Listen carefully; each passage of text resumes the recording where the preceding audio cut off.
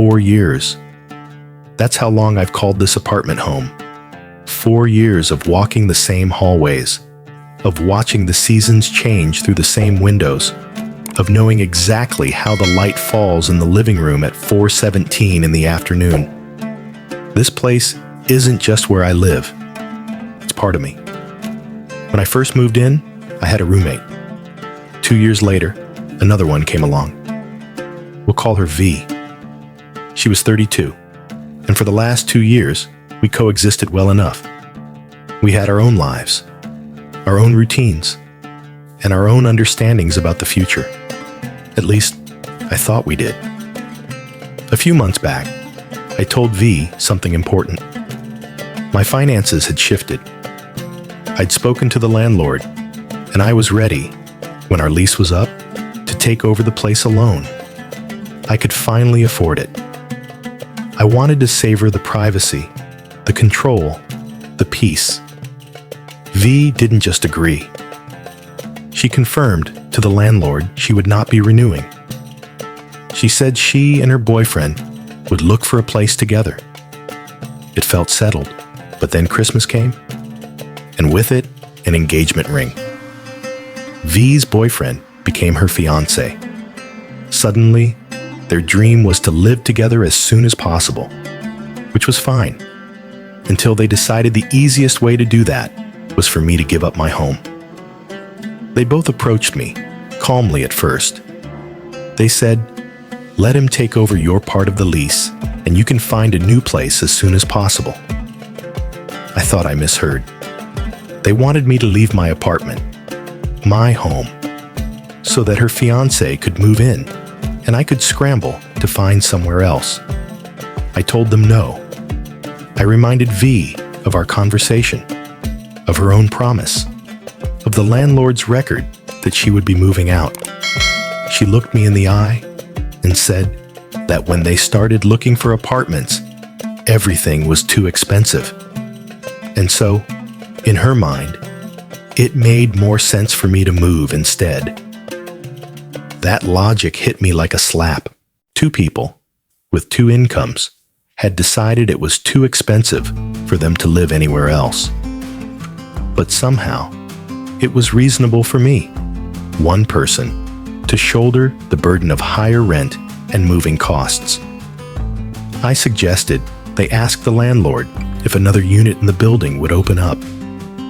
That was the moment her tone shifted. The calm conversation cracked. She started cussing me out, and it didn't stop there. Suddenly, her fiancé and a chorus of their friends were messaging me, confronting me, trying to push me into saying yes. It was no longer just a disagreement. It was harassment. 4 months left on the lease. That's what I kept telling myself. 4 months, and I could shut the door behind me without her name on it. I decided I would ignore them until then. But when I told my mom about it, expecting her to be in my corner, she surprised me. She said maybe I should let them have the apartment because they needed to save for their wedding. Her words stunned me. My own mother, putting strangers' convenience above my stability. I wanted to ask her, would you give up your home to help people save for a party? As the days passed, the tension in the apartment thickened.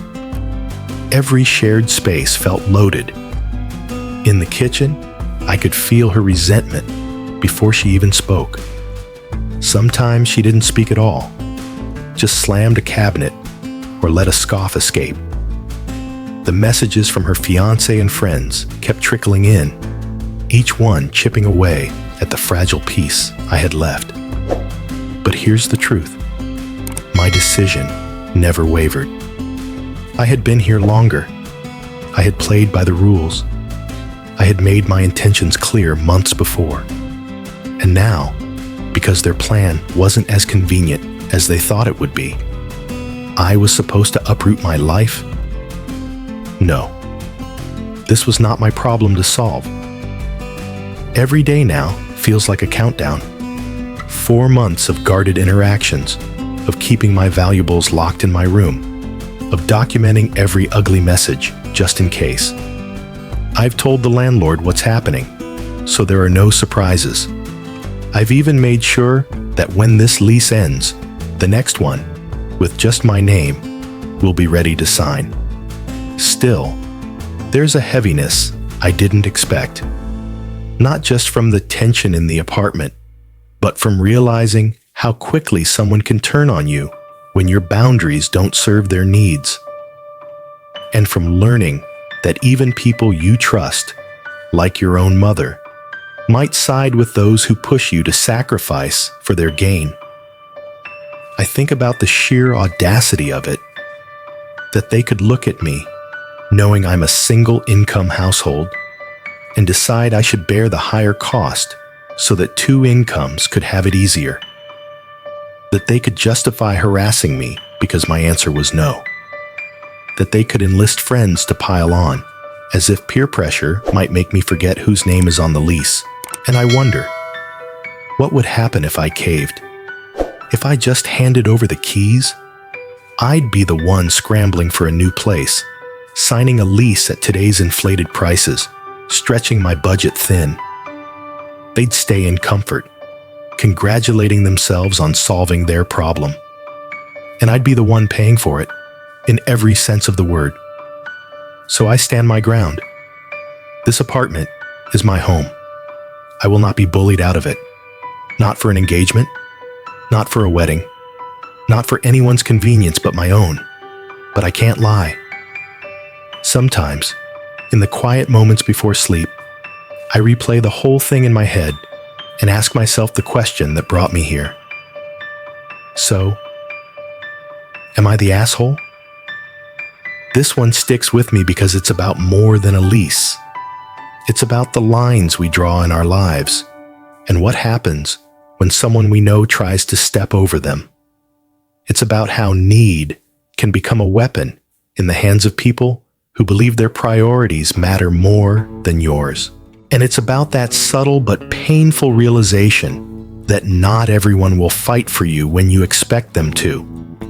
In American culture, we often glorify the idea of helping out and making sacrifices for others.